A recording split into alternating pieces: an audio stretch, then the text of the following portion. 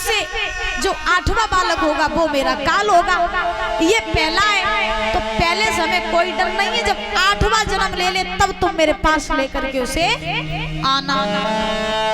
तो दादा कंस ने देवकी का पहला बालक छोड़ दिया। वसुदेव जी वो पहला बालक लेकर के देवकी के पास आए। देवकी ने बड़ी खुशी मनाई कि मेरे भैया ने मेरा पहला बालक छोड़ दिया। नारद जी को नहीं चैन पड़ा। नारद जी सोचने लगे कि अगर कंस को ऐसे ही दया आती रही तो भगवान को आने में देरी हो जाएगी। तो नारद जी ने हाथ में बीड़ा लिया और चले नारद जी। और कैसे जा रहे हैं कि श्रीमन नारायण नारायण हरि हरि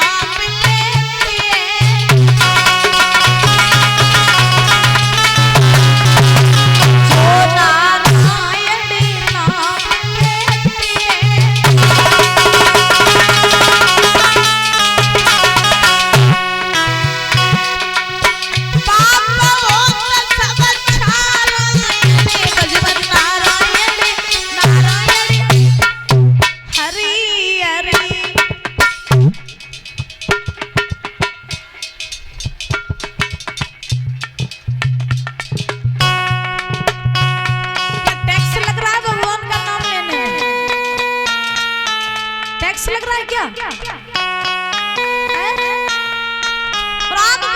बिल्कुल सीधे सीधे, बिल्कुल सीधे। भैया उठा लो मेरी माँ। क्या बात है परीक्षित महाराज? बिल्कुल सीधे सीधे हाथ करके बोलो श्रीमन नारायण नारायण हरि हरि।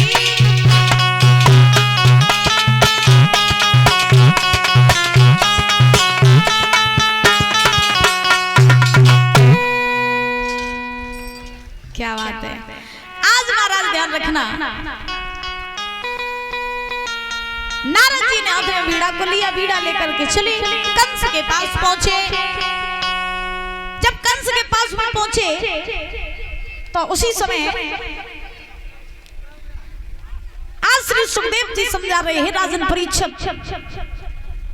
कंस ने नारद जी को आता हुआ देखा, सुंदर सा आसन लगा दिया, नारद जी को बैठा लिया। कंस कहने लगे कहो बाबा जी का मथुरा का रास्ता भूल गए? नारद जी बोले नहीं नहीं कंसराज रास्ता तो नहीं भूले, हम तो इधर से गुजर रहे थे, सोचा तुमसे मिलते चले, तो तुम्हारे हालचाल लेने के लिए हम तुम्हारे पास आ गए। लेकिन मेरी एक बात समझ में नहीं आ रही। तो कंस बोला कौन सी बात? नारद जी बोले जब हम पहले आते थे तब तुम फूल की तरह खिलते थे, अब जब हम आए हैं तो तुम इतने उदास क्यों हो? क्या बात है? तो कंस ने जवाब दिया महाराज अगर आप जानना चाह रहे हो मैं क्यों उदास हूँ तो मेरी उदासी का कारण एक है कि मेरी बहन जो देवकी है उसके गर्भ से जो 8वां बालक होगा वो मेरा काल होगा। और बाबा जी अभी कुछ देर पहले देवकी का पहला बालक मेरे पास में आया था। तो नारद जी बोले पहला बालक कौन है? तो कंस कहने लगा पहला बालक तो मैंने छोड़ दिया। नारद जी बोले क्यों छोड़ दिया? कंस बोला बाबा जी इसलिए छोड़ दिया कि देवकी का 8वां बालक मेरा काल होगा, ये तो पहला ही था, तो पहले से हमें कोई डर नहीं था इसलिए मैंने छोड़ दिया। नारद जी महाराज अपना मंत्र फेंकने लगे। नारद जी ने कंस से कहा तुमने बहुत बड़ी भूल कर दी। कंस बोला भूल कर दी? कौन सी भूल? नारद जी बोले तुमने भूल ये कर दी कि तुम्हें नहीं पता है कि 8वां हो सकता है और 8वां ही पहला हो सकता है। इसलिए ज्यादा चक्कर में मत पड़ो, जाओ वो पहले बालक को भी खत्म कर दो। नारद जी ने ऐसा क्यों किया? नारद जी ने ऐसा इसलिए किया क्योंकि नारद जी चाहते थे कि जितनी जल्दी कंस के पापों का घड़ा भरे उतनी जल्दी फूटे। जितनी जल्दी ये पाप करेगा उतनी जल्दी भगवान आएंगे, उसका वध करेंगे। तो नारद जी ने कंस से ये बात कही, कंस के दिमाग खुल गए। बात खड़ा हुआ कंस, बात करके जेल में पहुंचा। वहीं जब मैया देवकी अपने पुत्र को लाड कर रही थी, जब लाड कर रही थी तो कंस ने जाते महाराज देवकी के हाथ से उस बालक को छीन लिया और छीन करके महाराज आज शिला पर पटक दिया। जैसे शिला पर पटका, आज उस बालक के मांस के लोथड़े पूरे जेल में फैल गए। अब आप सोचो कि जिस मैया के सामने उस बालक की इतनी निर्मम हत्या कर दी जाए तो उस मैया पर क्या बीतेगी। देवकी के पहले बालक को महाराज मार दिया कंस ने। प्रमाण ये मिला कि कंस ने देवकी के एक बालक को नहीं बल्कि देवकी के 6 बालकों को मारा। और एक तो प्रमाण ये मिलता है भागवत जी में कि ये कंस जो था ये पूर्व जन्म में काल नेमी राक्षस था। जो हिरण्यकश्यप और हिरणाक्ष थे ना, तो हिरणाक्ष के वंश का ही एक काल नेमी राक्षस था। और इस राक्षस को महाराज भगवान नारायण ने ही मारा था। काल नेमी राक्षस को नारायण ने ही मारा था।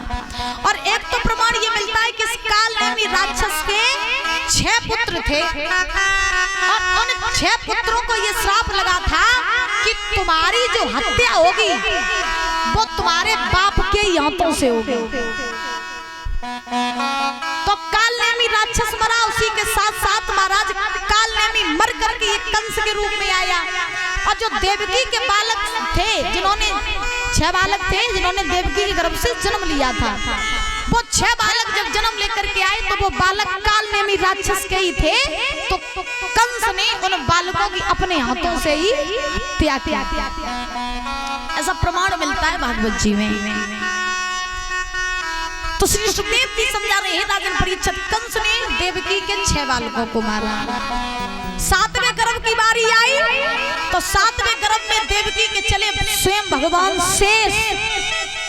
और जब भगवान शेष चले तो चल करके मैया आज भगवान नारायण ने योग माया से कहा कि योग माया, देवकी का जो 7वां गर्भ है उस गर्भ को तुम रोहिणी के गर्भ में पहुंचा दो, जो वसुदेव की पहली पत्नी है।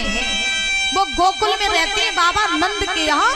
तो तुम 7वां गर्भ जो है वो रोहिणी गर्भ में पहुंचा दो। ये रोहिणी जो थी ये कंस के भय से मथुरा छोड़ करके गोकुल में रहती थी। तो योग माया ने देवकी का 7वां गर्भ